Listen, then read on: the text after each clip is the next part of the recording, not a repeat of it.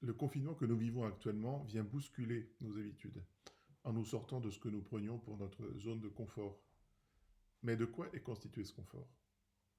Il s'agit bien souvent d'un sentiment de sécurité, construit sur des éléments externes, tels que des revenus financiers réguliers, un réseau social stable, une planification rigide du futur.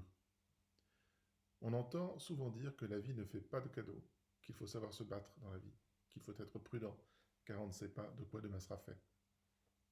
Ces phrases traduisent bien ce sentiment diffus que la vie comporte une dimension de danger contre lequel nous serions bien peu armés. L'impression d'insécurité qui en découle nous pousse à mettre en place des comportements qui sont en fait faussement rassurants, comme gagner plus d'argent, avoir toujours plus d'assurances, y compris des assurances sur la vie, posséder toujours plus. Ces comportements ont en commun deux caractéristiques. En premier lieu, ils me font dépendre d'une ressource qui est extérieure à moi, et par ailleurs, ils ne mettent pas en jeu l'autre dans une relation de réciprocité avec moi, mais plutôt centrée sur moi. La crise actuelle vient violemment questionner ce paradigme, et en creux nous renvoyer à envisager une attitude opposée qui se fonderait sur la mise en jeu des ressources à la fois internes et qui de plus mobiliserait l'engagement des uns vis-à-vis des autres, de façon équilibrée. Une première bonne nouvelle est que les neurosciences de la relation interhumaine nous donnent des clés de lecture, de compréhension et des pistes pour envisager ce changement de paradigme de façon concrète et sans délai.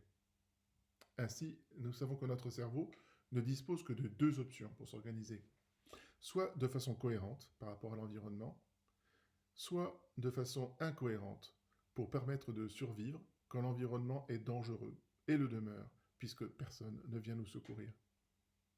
Les comportements de maintien à tout prix de la sécurité extérieure, que j'évoquais en début de vidéo, sont en lien avec le deuxième mode, l'organisation incohérente.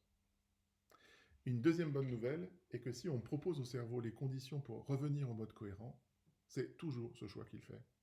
Alors, si nous décidions d'offrir à notre cerveau ces conditions, l'une des pistes à suivre, pour ne pas faire après comme on faisait avant, consiste à donner à la sécurité intérieure la priorité, à l'intérieur de chacun de nous d'abord, de nos relations, de nos familles, de nos groupes sociaux.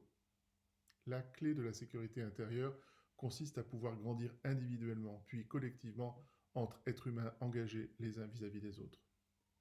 C'est l'engagement de ses parents qui permet au petit enfant de construire la sécurité intérieure qui va lui permettre de prendre le risque de vivre. C'est la solidarité qui permet aux personnes les plus vulnérables de se relever et à nos sociétés de ne pas se fracturer. Ces conditions, cependant, ne s'imposent pas d'elles-mêmes. C'est à nous de choisir, de donner la priorité dans l'éducation, la vie de la société, à l'engagement des plus forts et des plus sages au service des plus vulnérables.